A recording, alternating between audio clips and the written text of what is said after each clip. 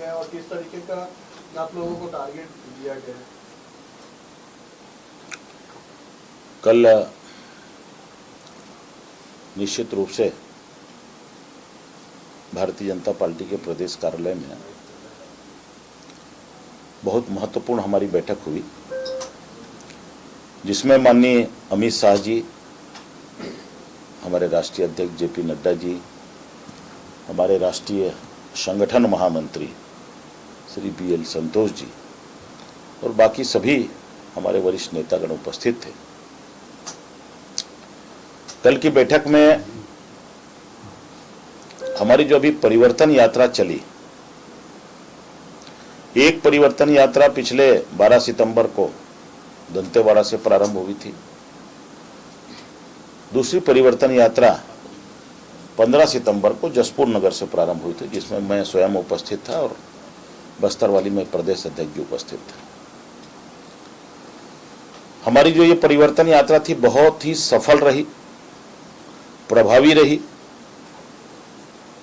आम जनता का रिस्पांस अच्छा रहा, बड़ी संख्या में लोग स्वागत भी करने आए, सुनने भी आए। कल की बैठक में एक तो विस्तार से परिवर्तन यात्रा की समीक्षा हुई। 14 दिन 15 दिन तक ये परिवर्तन यात्रा चली और माननीय अमित शाह जी ने, माननीय राष्ट्रीय अध्यक्ष जी ने उसकी समीक्षा की, उसकी जानकारी ली, उसकी पूरी रिपोर्ट लिया। लेकिन हम पूरे विश्वास के साथ कह सकते हैं कि यह परिवर्तन यात्रा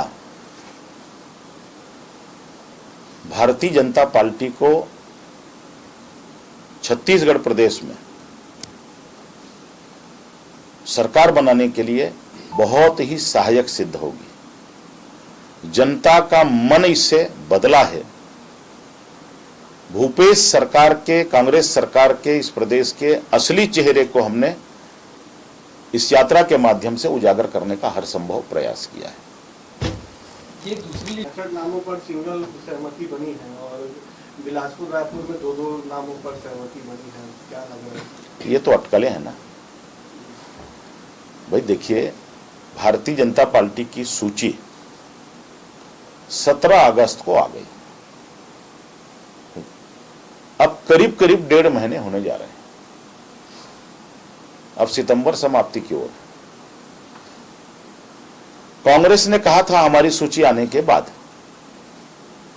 6 सितंबर को, 8 सितंबर को हमारी पहली सूची आ जाएगी। अब उसको भी 20 दिन हो गए।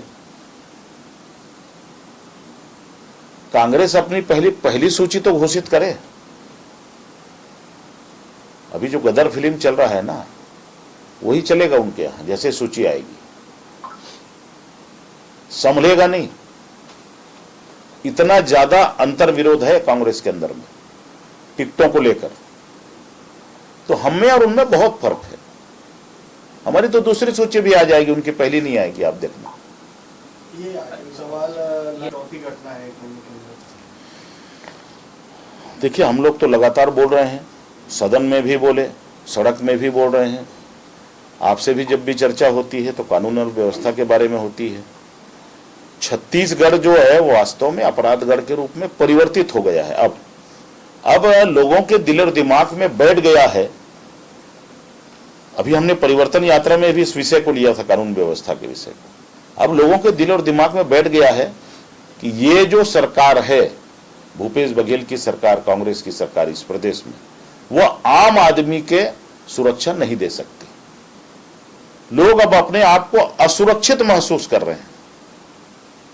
ये सिर्फ रेप की घटना नहीं है राजधानी की, पूरे छत्तीसगढ़ प्रदेश में यह हाल है।